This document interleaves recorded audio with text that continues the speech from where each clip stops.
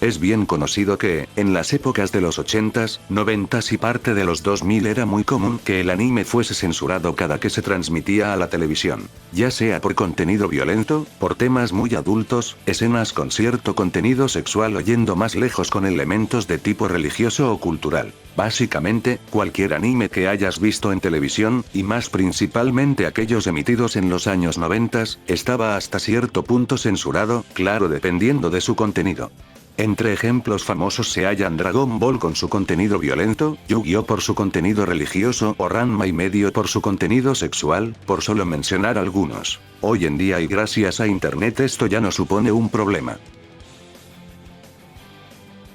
El 16 de diciembre de 1997 en Japón se emitió por primera y única vez el capítulo número 38 de la famosa serie de Pokémon, el capítulo llamado El Soldado Computarizado Porygon, episodio que pasaría a la posteridad por ser el responsable de al menos 700 casos de epilepsia a niños pequeños en Japón.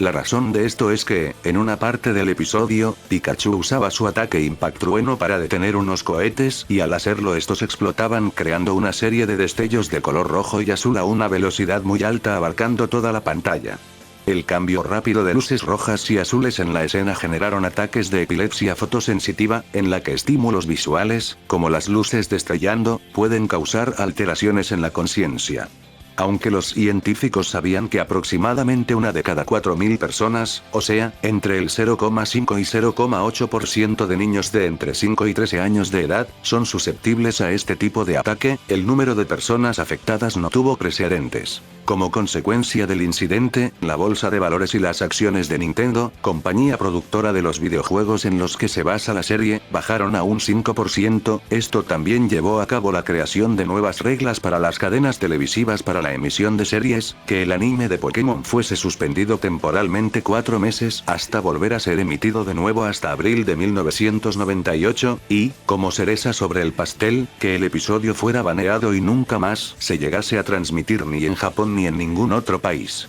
Un dato que también pocos saben es que, de hecho, esta no fue la única vez que un anime era responsable de un ataque de epilepsia en el público, pues 9 meses antes de la emisión del capítulo de Porygon, en marzo de 1997 el anime Yatansin causaría a 4 niños un ataque de epilepsia por una escena de la misma naturaleza que la de Pokémon. Gracias al gran éxito y la creciente popularidad que ha ido teniendo el anime a lo largo de los años, no es de sorprenderse hallar a famosos que sean fans del anime. Si bien no hablaría de famosos otakus precisamente, claro, esto hablando de famosos netamente occidentales, sí es común ver a famosos que les gustan ciertos animes en específico. Entre los ejemplos más interesantes que podemos hallar de todo esto se encuentran casos como el de Elon Musk que ha llegado a usar icons de animes, Robin Williams que ha referenciado a Evangelion en sus cinta-retratos de una obsesión del 2002, Samuel L. Jackson que es fan de Black Lagoon y fue hasta productor del anime Afro Samurai, Tobey Maguire, conocido por ser el primer hombre araña de la pantalla grande, ha admitido ser un gran fan de Macross y Robotech, hasta el punto de que por 2007 hubo fuertes rumores de una adaptación live action de Robotech y que él fue uno de los primeros en presentarse para protagonizar la cinta, Keanu Reeves que fue de las primeras grandes personalidades de Hollywood en querer traer Cowboy Bebop a la pantalla para protagonizarlo él mismo, y claro entre un sinfín más de famosos. La melancolía de Haruhi Suzumiya a simple vista parece un anime escolar del montón, pero no es hasta que se revela de qué trata realmente la serie donde todo esto cambia. Debido a la naturaleza, la trama y la revelación que daría el anime, surgió una teoría de que la serie fue lanzada en desorden y que existe un orden de ver los capítulos en específico, el llamado orden cronológico. Supuestamente hay dos formas de ver la serie, desde la perspectiva de Kion, el protagonista, siguiendo el orden de transmisión del anime, y desde la perspectiva de Haruhi, el orden cronológico entre comillas, acomodando algunos episodios. Desconozco si esto es realmente cierto, pero he leído en muchos foros a personas que han afirmado fervientemente que si ves la serie en su orden cronológico todo lo que conocías del anime cambia para siempre para mejor, que así comprendes mejor la historia y a sus personajes y que obtienes un enfoque más psicológico y profundo de la obra. Hasta este punto, esta teoría es más un meme que otra cosa. Habla de que en el final verdadero de Supercampeones, se revela que todo fue un sueño de Oliver, el protagonista, que en realidad él no tenía piernas debido a un accidente que sufrió cuando era pequeño, accidente que se muestra en el anime. Siendo una de las primeras teorías de internet, esta es completamente falsa. Las supuestas imágenes originales que hay del episodio no pertenecen a nada más que a una serie de internet y a fanarts bien hechos de fanáticos de la teoría. Gracias a la fama de la longevidad que tiene la serie de Doraemon, era muy común hallar múltiples teorías del verdadero final de la obra. Desde un final donde Nobita tiene autismo y donde todo fue un sueño, muy al estilo de la leyenda de Supercampeones, hasta otros más complejos. Entre los más conocidos y el más interesante, por si me lo preguntan, se halla uno donde Doraemon se estropea y Nobita, tratando de recuperar a su amigo, estudia mucho hasta el punto de convertirse en un prestigioso inventor, y este arregla a Doraemon y así también al mismo tiempo no condena a su familia debido a que este deja de ser un tonto, cumpliendo también al mismo tiempo el objetivo de Doraemon, que fue enviado del futuro para ayudar a Nobita y no condenar a su familia a la pobreza en el futuro. Este final no es más que un fanfic hecho por un fan de la serie, fanfic que ganó muchísima fama en las épocas más tempranas de internet. Otra teoría dice que la razón del por qué no hay final, o bueno, por qué no hay un final fijo, es por la decisión de uno de los creadores, Moto Abiko, que está en contra de ponerle un final oficial a la obra por respeto a su amigo y también creador de Doraemon, Hiroshi Fujimoto, que murió en 1996, época de auge de la obra y antes de siquiera tener pensado un final. Que cada uno saque sus conclusiones de esto. El origen de todo este mito, y hasta por qué no, incluso pequeño movimiento, surge cuando en 1999, 2 años después de la finalización de Dragon Ball GT, la famosa revista Hobby Consolas, en su número 92 mostrara en su sección llamada Teléfono Rojo un fanart de Dragon Ball dibujado por el español David Montiel. Tal y como ven en pantalla, el dibujo mostraba a un personaje parecido a Goku, en una fase Super Saiyajin jamás antes vista, y en la parte inferior del dibujo se podía leer la frase Dragon Ball AF. A pesar de lo simple y lo inofensivo que resultaba el fanart, no sería hasta que poco tiempo después, múltiples páginas web en inglés y sitios japoneses tomaran el dibujo del chico español y empezarán a sacar rumores de una posible nueva serie de Dragon Ball, agarrando el dibujo de Montiel y creando una ficha falsa, dando a entender que Toriyama se vería envuelto en una nueva continuación del manga Dragon Ball con el nombre de Dragon Ball AF. Este hecho no sería más que una broma hecha por dichos sitios web anteriormente mencionados. Si bien, varios de estos sitios web más tarde aclararon que esto no se trataba sino de una broma, los rumores de una posible nueva serie llamada Dragon Ball AF se expandieron a lo largo y ancho de un en ese entonces desconocido internet. A raíz de todo este asunto, múltiples fanarts y fanfics saldrían inspirándose en la idea de AF, destacando principalmente el manga de Dragon Ball AF de Toyotaro, artista encargado del manga de Dragon Ball Super. No sería 16 años después que en septiembre del 2013 saldría la película Dragon Ball Z, la batalla de los dioses, la verdadera continuación oficial de la saga Dragon Ball, y poco a poco todo este asunto de Dragon Ball GT se iría olvidando. Esta teoría dice que a lo largo de todo el anime de Sakura Card Captor se hallan muchísimas conversaciones que dan lugar a múltiples dobles sentidos desde un punto de vista amoroso hasta sexual. Esto principalmente se da entre la protagonista Sakura Kinomoto y su preciada amiga Tomoyo Daidoji. Y todo esto se debe tanto al trasfondo del anime y el doblaje que se le hizo, ya que en el manga y en el anime se da a entender en muchas veces que Tomoyo tiene sentimientos románticos hacia Sakura, pero como esta todavía es una niña y no entiende nada de esos temas, no hace mucho caso y cree que cuando Tomoyo le habla de eso a Sakura, esta cree se refiere más a un sentido de amistad, dando lugar a situaciones que uno llega a entender de otro modo. Y cabe resaltar que si bien la fuente principal de la teoría es por estos dos personajes, todo el asunto no se queda ahí, ya que también aplica al resto de personajes de la obra. Y del porqué de todo esto es fácil, y es que las mangakas que crearon el manga de Sakura, el grupo Clamp, son amantes de géneros como el yaoi o el yuri y suele ser muy común ver estos elementos en sus obras, y en el caso de Sakura Card Captor, al ser una obra dirigida a un público infantil era de esperarse que dichos géneros o situaciones se expresaran en dobles sentidos dentro de las conversaciones en la obra. Este punto habla de que para la realización de la cinta del Rey León, productores y escritores plagiaron varios elementos de Kimba el León Blanco. Desde escenas, personajes y hasta la misma historia según algunas personas. A pesar de lo que se puede creer a simple vista, este punto ya ha sido desmentido en una gran infinidad de ocasiones. En YouTube existen múltiples vídeos que explican a la perfección este tema, por lo que los recomiendo si quieren saber más de este tema. Si prestaste atención a los puntos de Oliver y de Doraemon, creo que no hará falta que me explaye aquí. Supuestamente, en el primer capítulo del anime, después de que Ash recibiera su Pikachu y este le atacara, Ash quedaría en coma debido al ataque y todo lo que vemos en sus animes es un producto de su imaginación. Obvio que esto es una mentira más del montón. A lo largo de toda la obra de Sailor Moon se deja entrever entre algunos personajes ciertas actitudes de lesbianismo. Esto es cierto, pero no a un nivel tan loco como uno creería, ya que, en la serie se dejan en claro varias cosas como que Sailor Urano y Sailor Neptuno son pareja, o ciertas personalidades y aptitudes que tienen algunas villanas referentes a sus preferencias. Otra parte del rumor dice que esto también surge debido a la forma de relacionarse y las interacciones que tienen las Scouts, cosa que es falsa ya que su relación no pasa más allá de una simple amistad entre chicas. Esta teoría nace principalmente debido a que en el doblaje latinoamericano de Sailor Moon estas relaciones fueron cambiadas, cambiando tanto los géneros de algunos personajes o cambiando la relación que algunos tienen entre sí, y claro esto más la censura de escenas que era muy común en esa época, causaría en gran parte esta teoría.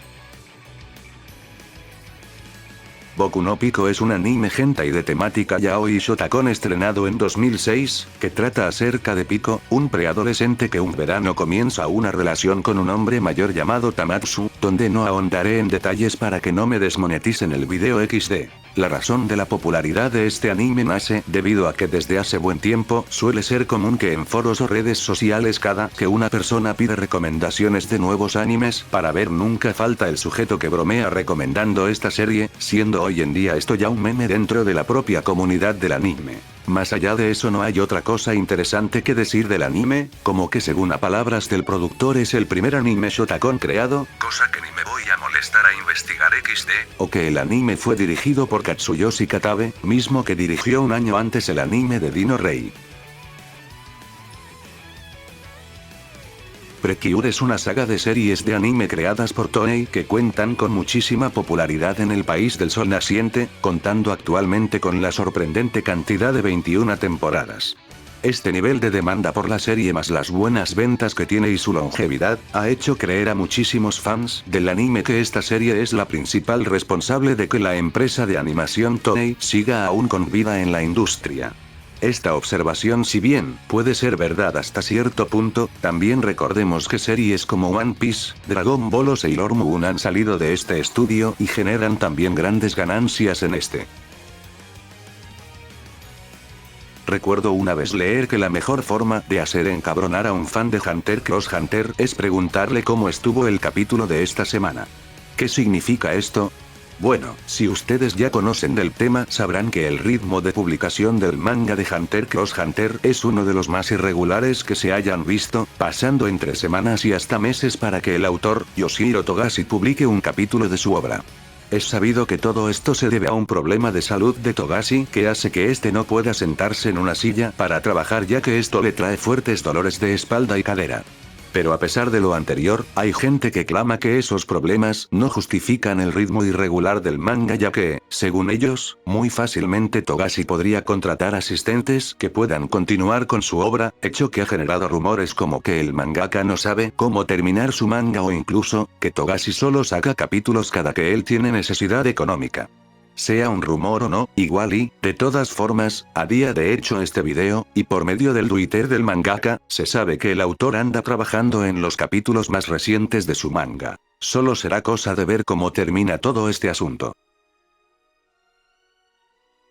Neon Genesis Evangelion, creo que no hace falta presentaciones aquí, ya que estamos hablando de un monstruo del mundo de la animación. El legado que esta obra dejó al medio es inmenso, y las influencias de las cuales se inspiró el anime son interesantes de estudiar. Una de las principales influencias para EVA fue el anime de 1980, Space Runaway Ideon, creado por Yoshiyuki Tomino, creador también de la famosa franquicia Mobile Suit Gundam. Bueno, y es que se dice que Evangelion no es más que un plagio de la serie de Ideon, esto debido a ciertas semejanzas que hay entre series como por ejemplo el enfoque del conflicto principal encima de los mechas, las cuestiones morales que se plantean en el conflicto bélico e incluso, algunos afirman que hasta el final es el mismo. Esto claramente es falso una vez comparas seriamente ambas series e indagas en las demás influencias que hubo para la creación de Evangelion, como sería de obras como la primera serie de Gundam, de Billman, Space Battleship Yamato o Gunbuster. Además de que los puntos a los cuales se le recalcan a Evangelion de plagio son puntos que series como Gundam ya habían abarcado antes, por lo que decir que Eva es un plagio de cualquier otro anime es algo inútil. Yu-Gi-Oh! Temporada 0 es el nombre dado por los fans a la primera serie de televisión de la famosa franquicia del juego de cartas, siendo estrenada entre abril y octubre de 1998, contando con 27 episodios. Esta versión resalta debido a que a comparación de la posterior y popular serie sacada en el año 2000, esta era mucho más oscura tanto en historia, personajes e inclusive los propios juegos, además de que según a palabras de los fans más fiel a lo que era el manga en un inicio. De ahí en más pues no hay nada más que decir, una serie peculiar y curiosa, que si te gusta la franquicia de Yuji no sería mala idea darle una oportunidad. Este rumor nace a partir de declaraciones del productor de Angel Beats Yosuke Toba, que llegó a afirmar que 3 episodios para Angel Beats eran muy pocos y que hubiera sido mejor para el anime si este hubiese llegado a durar más, profundizando aún más en todos los personajes de la obra. Esta teoría dice que se tenía pensado que el anime fuera más largo pero que por cuestiones de dinero no se logró, cosa que es falsa ya que Toba afirma que la idea de los 3 episodios era algo ya planeado por Jun Maeda, creador del anime. Aún así, acerca del material de la obra, hay 3 medios que expanden aún más el anime de Angel Beats, siendo la novela ligera Angel Beats Track 0, una recopilación de 7 historias cortas precuela del anime que nos cuenta cómo la organización SSS fue creada, siendo estas publicadas entre noviembre del 2009 a mayo del 2010, meses antes del estreno del anime. En 2015, la novela visual Angel Beats First Beat, una adaptación a visual novel del anime que amplía la historia y los sucesos con los personajes, novela visual que originalmente se tenía previsto que fuera una serie de varios juegos, pero que por cuestiones artísticas y de dirección se cancelarían dichas secuelas, siendo el contenido previsto para los futuros juegos utilizado para el manga Angel Beats. The Last Operation, manga que también ampliaría la historia de Angel Beats, publicado en 2018 contando con 4 volúmenes actualmente, y que lleva 5 años sin sacar ningún otro capítulo desde entonces. Así como también, los personajes de Angel Beats aparecerían en la segunda temporada de la serie de cortos Kajinado, serie crossover que junta a los personajes de las diferentes franquicias de la empresa Ki, como Clannad, Canon, Reurite, Little Busters, entre otros. Créanlo o no, el fenómeno de las idols en Japón no es tan reciente como uno creería, ya que a finales de los 60s e inicios de los 70s nacerían los primeros grupos de idols japoneses de los que se tiene registro, aunque, no sería hasta los 80s, en la llamada era dorada de las idols, donde estos alcanzarían su cumbre. Y es que algo interesante de investigar es que en la década de los 70s 2 animes de idols fueron creados. El primero sería Sasurai no Taijou, que se le considera el primer anime de música creado y el primero en hacer referencia a la industria del entretenimiento. Y el segundo anime llamado Pink Lady Monogatari, anime basado en la historia real del dúo de pop japonés Pink Lady, aunque, a pesar de su nombre y la trama, las dos artistas poco tuvieron que ver en la producción del anime. En las noches claras, con el cielo despejado, si uno mira a la luna llena podrá observar entre sus manchas la silueta de un conejo, según cuenta una antigua leyenda azteca. En una ocasión el dios Quetzalcóatl se disfrazó de hombre y se dispuso a caminar por el mundo. Anduvo sin parar durante el día y por la noche se sentó junto a un árbol, hambriento y cansado, cuando las estrellas iluminaban el firmamento. A su lado se encontraba un pequeño conejo comiendo pasto, y este le ofreció compartir su alimento. Quetzalcóatl le dijo que él no comía pasto, y el conejo sin pensarlo 2 veces, ofreció su cuerpo para que le sirviese de alimento. La deidad, sorprendida por la inmensa generosidad del animal, quiso agradecerle el gesto. Conejito, aunque solo seas un pequeño animal, por tu gran ofrenda todo el mundo se acordará de ti, le dijo, y lo levantó muy alto, hasta la luna, donde su silueta quedó grabada para siempre. Esta leyenda es compartida también por la cultura nipona, aunque con ciertas variaciones.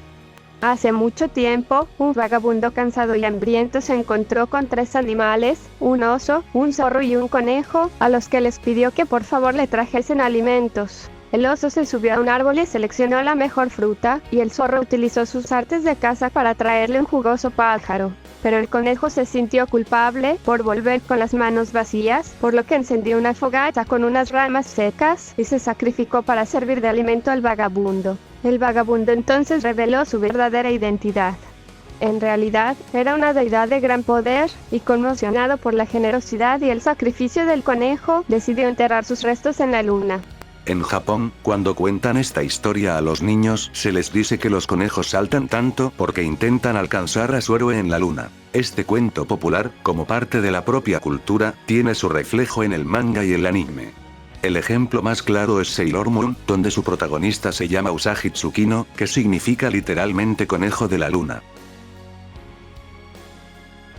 Si bien este punto no es una mentira estrictamente, tampoco es verdad. Se sabe muy bien que en la época dorada de la animación de Disney por allá entre los años 1939 y 1942, la influencia que generó sus películas fue tal que en Japón muchos artistas basaron su arte en el de las producciones de Disney, ustedes saben, los rasgos simples y estilizados, más un cierto toque caricaturesco sin olvidar los característicos ojos grandes. Todo esto llegaría a su culmen cuando Osamu Tezuka, influenciado en gran manera por las producciones animadas de Disney, crearía lo que es para muchos el primer anime de la historia, Astro Boy. Y como ustedes saben, el resto es historia. Inception es una de las películas más importantes de la década pasada y posiblemente una de las películas más importantes del siglo XXI, traída de la mano del prestigioso director Christopher Nolan, pero algo que pocos conocen es que la original y peculiar trama de sueños que maneja la cinta fue hecha años antes. En 2006, de la mano del prestigioso director Satoshi Kon se estrenaría Paprika, contando con una historia y trama muy parecidas a la cinta de Nolan, habiendo especulaciones de que Nolan plagió la cinta de Kon. Y esta no sería la única vez que pasaría algo parecido, ya que en 2010 se estrenaría también la cinta Black Swan del director Darren Aronofsky, que posee también muchos paralelismos con la cinta debut del director japonés, Perfect Blue. Aunque Aronofsky admitió las similitudes, él negaría que la cinta de Kon fuera una inspiración para su película. Igual y aún en esas, aún existen muchas dudas acerca de sus declaraciones, ya que Kon en su blog admitió haberse reunido una vez con Aronofsky allá por el año 2001. En cuanto a los asuntos de Nolan y Aronofsky, no hay nada claro aún.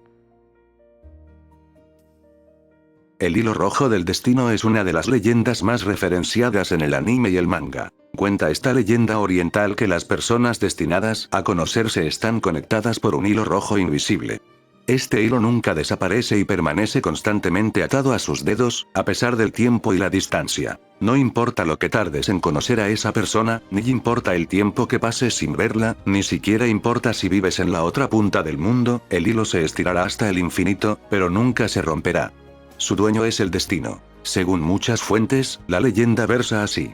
Hace mucho tiempo, un emperador se enteró de que en una de las provincias de su reino vivía una bruja muy poderosa, quien tenía la capacidad de poder ver el hilo rojo del destino, y la mandó traer ante su presencia. Cuando la bruja llegó, el emperador le ordenó que buscara el otro extremo del hilo que llevaba atado al meñique y lo llevara ante la que sería su esposa. La bruja accedió a esta petición y comenzó a seguir el hilo.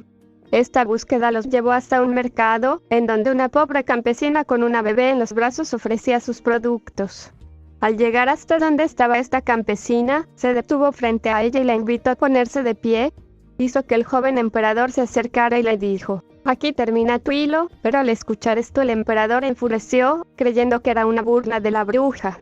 Este empujó a la campesina que aún llevaba a su pequeña bebé en brazos y la hizo caer, haciendo que la bebé se hiciera una gran herida en la frente. Luego, ordenó a sus guardias que detuvieran a la bruja y le cortaran la cabeza. Muchos años después, llegó el momento en que este emperador debía casarse y su corte le recomendó que lo mejor era que desposara a la hija de un general muy poderoso. Aceptó y llegó el día de la boda.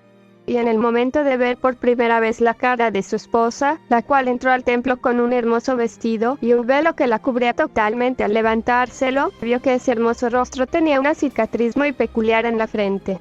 Cada uno que lo interprete como quiera, pero lo que está claro es que, en ocasiones, las casualidades son tan fuertes que no dejan lugar a dudas.